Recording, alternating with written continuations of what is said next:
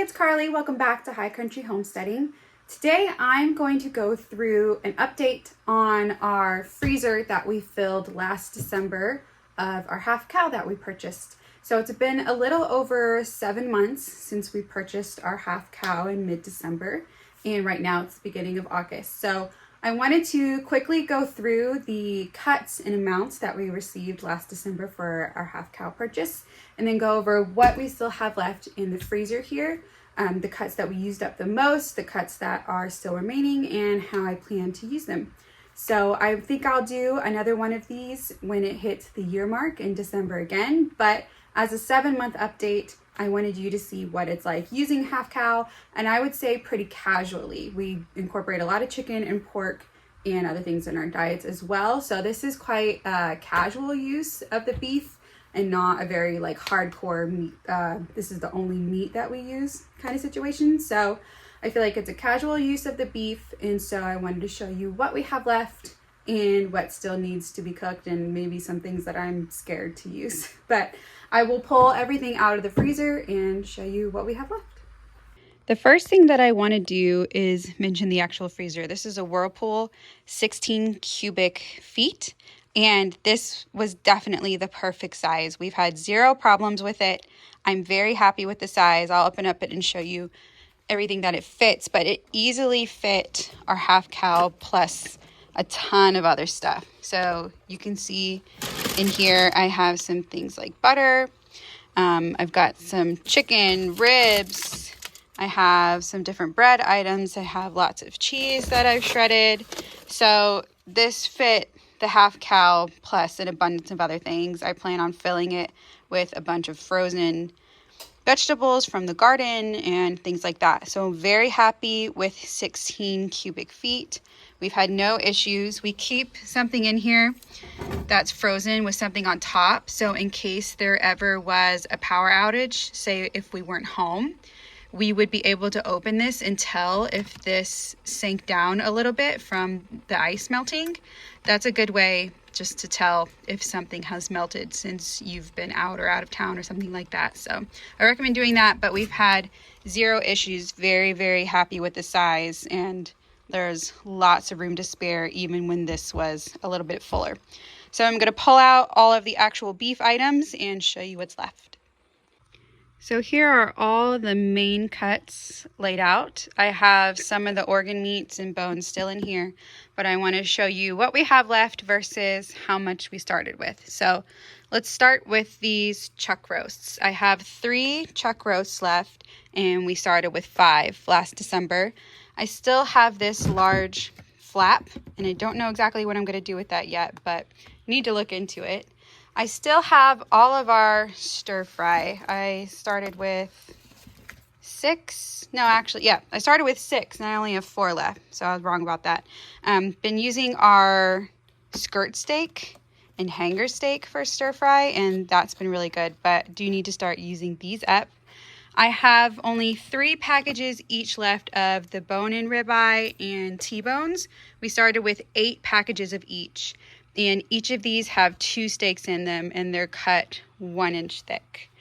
I have all, let's see, 1, 2, 3, 4, 5, 6 packages of our stew meat. I haven't broken into this yet, but I plan on using it a lot during the fall and winter. We have both of our filet mignons. I don't know why. Maybe I've been trying to wait for a special occasion or a date night or something like that, but that hasn't happened as much as I'd like it to. So we still have filet mignons left. Need to do that. This beautiful, huge beef brisket we have not used. We had planned on having a party to use it at, but then the party didn't end up happening, so I still have this. I wish I had known it was going to be this big and had them cut it in half into 2 briskets, because once I defrost this, it's done. We have to use it. So, and I want to do it justice because it's such a nice, big piece of meat. So I want to use that brisket well, and we're going to have to use it all at once, and it's so big. So need to throw a party or something to use that up. But I have all 6 packages of short ribs still left. Again, short ribs are one of my favorite things to eat. They're like the top 2 meals I've ever had, best meals I've ever had are short ribs. And I want to do them justice, so I want to be confident in my cooking abilities before I start with the short ribs. But we also have some soup bones here, the neck bone. We have 1 hanger steak, and we have the kidney. I want to get a meat grinder so that we can grind up this kidney and probably put it in like meatballs or something like that. So those are all the main cuts. We use obviously the steaks the most. We still have some roasts that need to get done, and mostly we've used the steaks. We've used both of our skirt steaks, both of our flat iron steaks, and oh, I also forgot to mention that we have 50 pounds of ground beef left, and we started with 95 pounds. So that's quite a bit. So we have a lot of work to do, but I do have plans for most of this, and it's really nice to have those roasts and the stew meat and things like that for the colder months. So I will open the freezer back up to show you what's left inside the freezer. So still inside the freezer, we have this box. This is the original box that actually came in, and we've kept all of our ground beef in this box. So there's still 50 pounds here, and as I said before, we started with 95 pounds. And then over here is the rest of our bones. So we've got some oxtail, we have kidney liver, we have soup bones,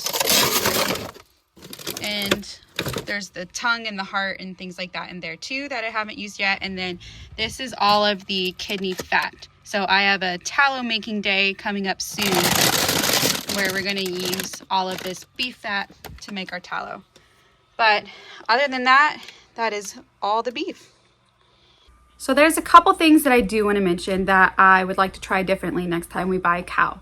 And the number one thing is that we purchased a Highland cow breed, and I believe they're known to be a little bit leaner than others, but that is honestly the best that I could find in my area at the time. It's okay, but I know that there's better tasting breeds out there. And it's honestly fine with most of the cuts except for the steak, because the steak we like to just cook really simply on the grill with only salt, and that's it. We would like a simple steak to taste a lot better, and we don't love the taste of the steak. But everything else is fine when I'm cutting up steak for tacos and putting seasoning on it or putting it in a stew and things like that. Is totally fine. It's just the steak that we feel like could be a lot better. So thankfully, I have found a new farm in my area who is specializing in Angus beef, and I would like to try Angus next time. I think that would be a good next choice. And I'm definitely going to try a smaller amount first before I go all in with the half cow again. So I'll probably do a quarter or even an eighth of the Angus just to make sure that I really like the taste before we make the financial commitment to buy a lot more. So that's just one thing to consider if you're going to be buying some beef, is make sure you understand what breed that you're buying and what's important to you. Obviously, taste is really important, but the nicer breed cow that you go, the higher the cost. So that's just something to consider. I also wanted to mention that the one caveat I had with the butcher is, for some reason, the butcher didn't scrape off the bone dust on the steaks, which I thought was really weird, because every butcher video that I watched on YouTube to try to get an idea of the different cuts that I would get and things that I should ask for, they scraped the bone dust off of all the steaks. So I was very surprised when we got our steaks and they were covered in bone dust, which is not nice to eat. So you either have to purchase your own scraper, which is not that expensive, yet I still haven't done it for some reason, or I've been using paper towels basically to blot the bone dust off of the steaks before we put them on the grill. So it's an extra inconvenient step that I don't enjoy doing, and I really thought that the butcher would do. So maybe your butcher does that. Mine happened not to, and I don't know if it's a repeat thing because I haven't used them again. So I don't know if it would happen the second time I ordered from them, but that was just something that I would make sure to ask about or request and see if they do that or don't do that. But I thought that it was a typical thing that every butcher would do, but apparently not. So that's it for today's video. I'll put some totals up on the screen here so you can see everything that we started with versus everything that we have 7 months later. And like I said, I think I'm going to do an update on this a year later. I also want you to consider that we're a family of 4. So we're 2 adults and 2 very small children who don't eat that much meat. So take that into consideration when looking through this video, because obviously a family that's larger or a family with older children are going to eat a lot more. For example, we only use 1 package of the 2 steaks when making a meal and accompanying it with some sides, so that feeds all 4 of us. So you might be making 1 steak per person, and obviously that means you probably would have blown through these steaks already. So just keep that in mind when you're considering buying your half cow, and thank you so much for joining me. I'll see you next time. Bye.